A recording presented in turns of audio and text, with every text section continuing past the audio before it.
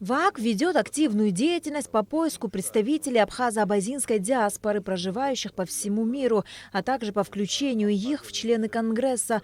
Для достижения этих целей создаются местные региональные советы. Они учреждаются активными жителями, представителями абхазо-абазинского этноса в соответствующих регионах. Всем известно, что общественная организация Всемирный абхазо-абазинский конгресс в рамках реализации уставной деятельности по укреплению этнокультурного единства и объединению абхазо-абазинской диаспоры по всему миру ведет активную деятельность по поиску и учету представителей абхазо-абазинской семьи и принятию новых членов организации. С целью эффективной реализации этой задачи Всемирный абхазо-абазинский конгресс создает региональные и местные отделения как в Республике Абхазия, так и за ее пределами в странах компактного проживания диаспоры.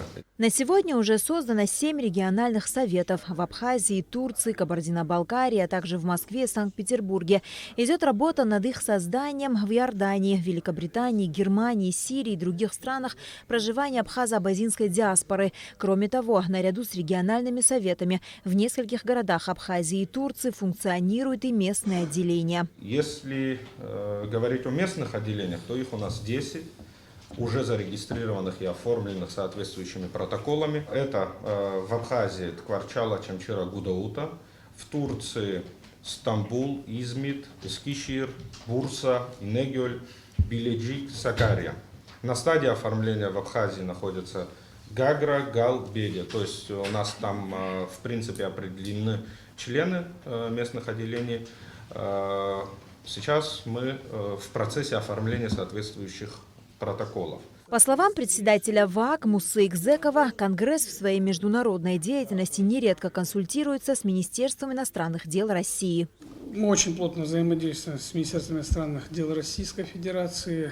Надеюсь, что такая же будет взаимодействие с МИДом Абхазии, настолько, насколько она будет способна. Мы стараемся помогать друг другу. Те же программы поездок в страны мы, хочу подчеркнуть, не согласовываем, а консультируемся с МИДом России с тем, чтобы, может быть, у них есть какие-то предложения, исходя из их опыта, на что нужно обращать внимание, на что нужно акцент сделать. Мы приезжаем, встречаемся,